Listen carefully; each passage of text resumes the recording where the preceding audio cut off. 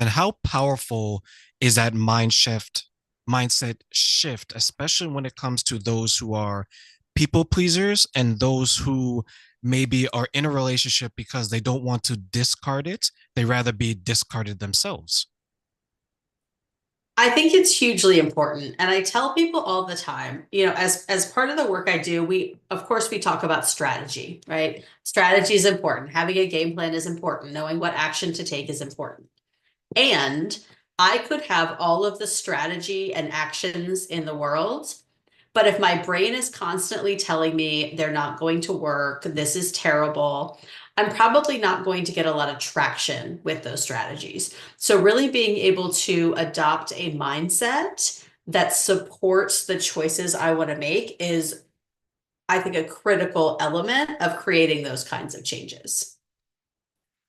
And I Excuse will me. agree with you because when I speak to some of the women I work with, that seems in the beginning, the one of the biggest obstacles is letting them know that the type of life they want is possible. It's just going to take some work. And I know there's some people out there who may say that, well, I'm 40 years old, I can't do it. Well, I'm 50, I'm not going to find love. Well, I'm 60, I can't do this.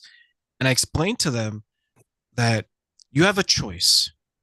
You can find problems for every solution, or you can find solutions to your problems. Because if you're going to, and you mentioned it earlier, if you're going to rely on self-fulfilling prophecy saying that, well, you know what, I'm 40, it's not going to work. When you get into a situation, whether it's a romantic relationship, personal relationship, friendship, work, you're going to find ways to sabotage it because your mindset is, I know it's going to work. I know it's not going to work out. So subconsciously, let me go find a reason.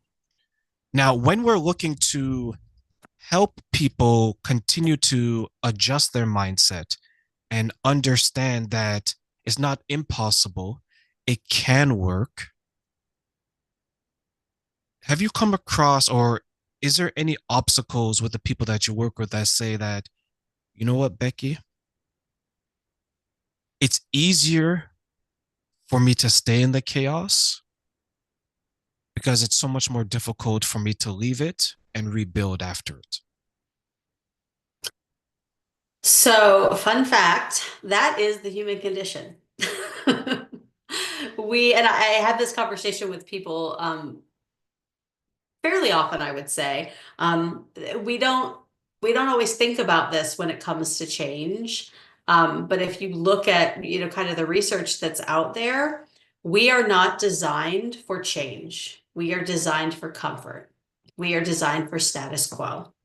So the way that our, fallible human brain is designed is, I would rather stay comfortable in something that is dysfunctional and does not serve me than go out of my comfort zone for the possibility of something better. That's just how we are wired.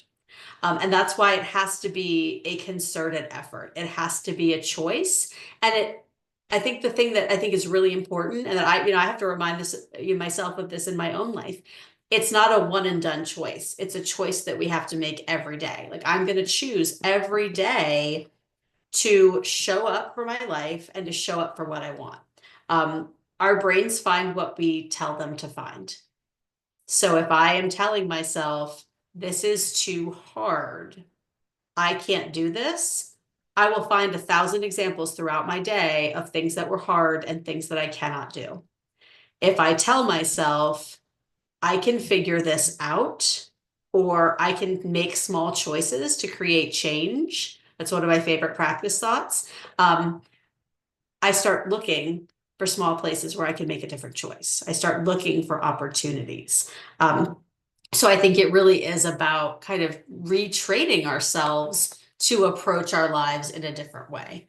And I am absolutely not saying that this is an easy thing to do, but kind of going back to our earlier conversation, if I am looking at a goal and I'm thinking I'll never get there. Okay, well, what if I don't get there, but I get halfway and I feel a heck of a lot better than I am today? It's like the idea of, when we want to do things perfectly, and it's like, well, if I can't do it perfectly, I may as well not do it. And it's just like, well, but what if there's joy in the doing? Yeah, it's like if I take it from like a relationship perspective, it's like one of my acquaintances I know, he'll say that, well, I won't get married, so I'm not going to enter a relationship, but I'll have all the sex that I want. Right? Because they're trying to justify not being able to have the pinnacle of a healthy relationship, right? Maybe because they know they're not good enough. Maybe because it's just not for them. Whatever the reason. So what they do sometimes is they try to justify what they can't have by saying that, okay, I'm going to do this over here because I'll have part of it, but I won't have the other part. And it goes back to your point where you mentioned that we find what we want us to find, and what we're comfortable in the unhealthiness.